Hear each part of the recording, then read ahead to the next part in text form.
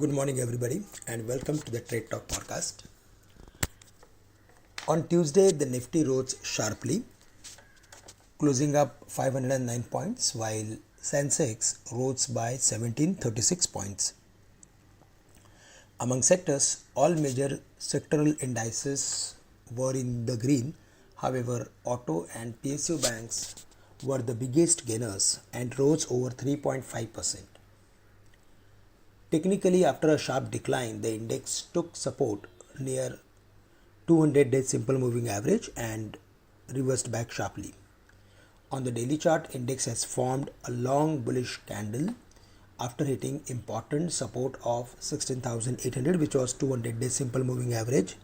Without breaking the same, it recovered back, and the recovery was beyond expectations. It was mainly because of specific development on the geopolitical tension, but the way it recovered after the specific announcement from the Russia that they were withdrawing some forces, we saw a smart rally in the market. Broadly, till the market is holding a 200-day simple moving average, we can expect furthermore upside in the market. But yesterday we saw substantial gains. So today we may see some correction close to 20 days simple moving average, which is around 17,400-450 levels. Till the market is not crossing 17,450 confidently, we may see some range bound sort of activity.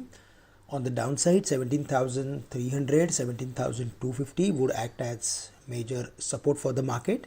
And if we see the market is dropping to those levels, then there we should look for adding some long positions with a stop loss at 17,100 on the downside.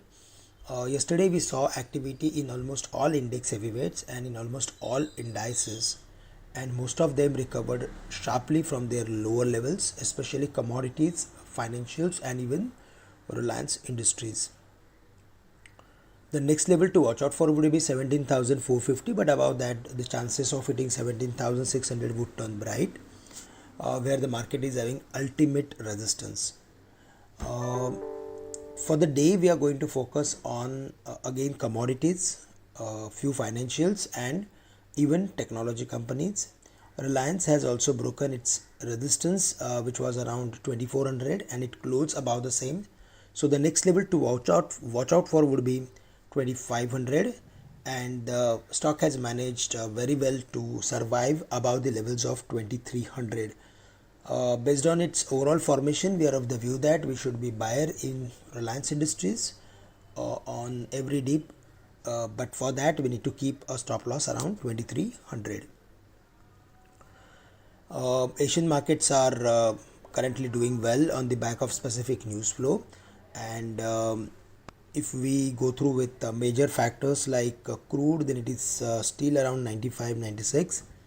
10-year bond yield is around 2 plus, and dollar index is around 96. So these are these cues are certainly not in favor of emerging markets, but as we saw a quick sell-off in last 3 days, we may see some sideways activity or some pullback in the near term. That's the broader view. For the bank Nifty, 37,000 acted as very good support. 38,000 was the closing. Above that, we can expect 38,500 or 38,750. Again, this time the bank Nifty was outperforming as compared to Nifty, and most of the bank stocks recovered very well from the lows. Based on the overall formation of bank Nifty, we are expecting bank Nifty to outperform in the medium term, and any correction will be an opportunity to again add some more position on the bank Nifty. For that, we need to keep stop loss around 37,000. On the higher side, 38,500, 38,750 would be major resistance in the near term. Friends, that's all from my side for the day. With this, I'm ending today's morning podcast. Thank you very much for listening in. Have a great day to all of you.